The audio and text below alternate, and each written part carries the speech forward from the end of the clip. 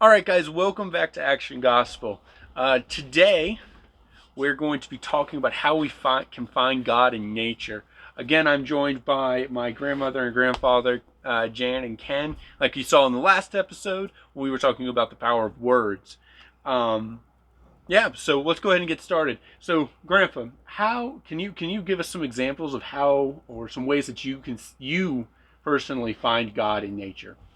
Well, as a photographer, I enjoy getting out in nature myself and taking pictures of all that's around me. And God's given us so much around us to glorify Him in it. And so when I take a wide angle picture of a landscape, like say get Grandfather Mountain, which is right up here in North Carolina, uh, and I could take a widespread picture of the gorgeous scene, or I can go up close and personal to say an insect. You know, I've taken pictures of spiders, which most people don't really like, but the outline of the spider and the color on the back of them are amazing.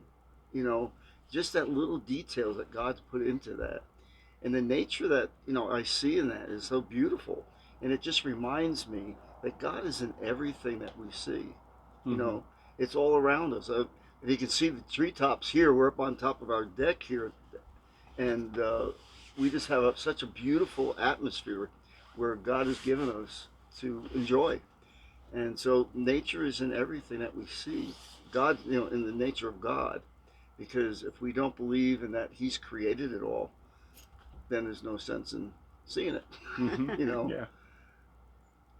But that's about it. Yeah. No, That's that's. how I see. I love looking through the camera Mm-hmm. and through the lens and seeing what God shows me to Yeah. take a picture of. That's awesome. That's great. Grandma, how about you? How do you find God in nature? Oh, I just love to be out in it. Like every stream, every mountain, every flower. I just get like it makes me feel alive. The Bible says in Psalm 19, the heavens declare the glory of God, and in the glory of God, He's our Creator. Jesus Christ is our Creator, and all of this. Sometimes we will come out on the deck and to look at the night sky, and the stars are just ah, it's just so awe-inspiring, and I think the biggest joy is to know we worship the Creator and not the creation. But it's so easy for us to maybe fall into that because you're just so taken by its beauty. So there's trails in the woods and mountain views, and basically it's like um, I hear God saying when I'm out on a hike, I am here. His presence is felt in the wind. I took little notes down here so I could remember, um, or in the wind that blows through the trees, or in the music of a singing brook, uh, the pounding rush of a waterfall. And we've experienced all that. There was a vacation in Colorado where we went to Hidden Lake, I think it was Yeah, called, and Hidden Lake.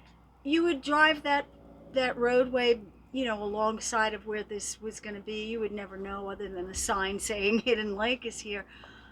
But it was a 1 mile straight up hike, and it was amazing and hard, and there was a brook, that followed along, so you would hear that.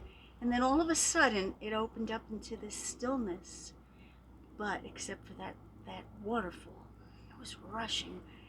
It was the most amazing thing. If you didn't hike it, you'd never see it, and yet God creates it and lets it be. Mm-hmm. The beauty there. So I find that nature, or really nature's God, settles us. When you're out in the beauty of it and you breathe in that air, there's a settling. And It brings you a peace. yeah, and I see order, Mm-hmm. stability, Yeah. immense creativity and design. And that is, tells me that God is there and He's His own reward. And I love going out with Ken. I mean, sometimes I'm his little scout, and I was like, come here, take a picture of this. And so we have fun with it. Mm-hmm. It's just a joyful. Hmm. No. So Yeah. that would be about. guess what I would think of. It's probably enough. Wow. Yeah. Yeah. So I'll go ahead and do mine. So I like when you're in nature and you see how complex things are. Mm-hmm. They're so complex, even down to like the smallest little thing. Mm-hmm. Just the complexity that is there. And it's just amazing to think that God spent time, Yeah. Creating each Yes. of those Yeah. individual little things, and you just seem to appreciate it just that much more. Definitely. He has Yeah. one picture If of you- oh, now I can't think of the name of it. Not a firefly, the other Dragonfly. dragonfly, and they've got eyes that are so big. But I mean, you'd never think that until that close up and that detail, like you're talking about. Yeah. And then you were talking about the minute things. You think of the cell in the body, one cell, and the many little things that are with how God designed that one little cell to bring all those cells together to form you and I. Exactly. Yeah. I had an experience I would like to tell you about. Is that Go okay? go right ahead. Again, it was a vacation in Colorado. Our son had just moved there, so he hadn't been there a long time, and he took us out on the gondolas. We went way high, But once we were up there, we still had more hiking to do for this view that he wanted us to see. Now, Ken has asthma, so we were a little bit concerned how he would be, but instead, with that thin air, he was doing great. Chris, of course, was already acclimated, and so they were ahead of me. And I was trying to keep up, but it was more like, and I was asking them, please wait, please wait. So finally I said to them, look, just go ahead, just don't go too far ahead. So I can see you and, I won't get lost. And I'm trying to make this trek, and all of a sudden this bird comes, and he lands on a branch. And I looked at him, and I said something to him. I talked to him, and I said, well, aren't you beautiful, And next thing I know, he flew away. And so I began my trek, and there was the bird again. He stopped on this next branch. It must have happened like 5 times. And I just knew in my heart God had sent that bird. And that bird was an encouragement. Every time I would get to where the bird was, it was enough. And then I could go the next distance. When I finally got to the top and met them, he flew away. And so it was, and so God uses nature, even in this Grandfather Mountain where we volunteer here. We have rescue animals. We have bears and cougars and what else do we have? Elk, otters. But they're all rescue. Eagles. But they're given a habitat that's very open and very much like what they're used to. But there we get to see them close up safely, and that's really, really exciting for us. Yeah. That's awesome. So those are, some of the experiences. Definitely. Yeah. Well, that's great. That's wonderful. And there's a lot of different ways that we can see God in nature, as we've talked about here, and you guys will probably have your own experience and have your own experiences of how you have seen God in nature. And I'd love for you guys to let us know what those are in the comments section or on our Facebook or whatever different way you want to do that.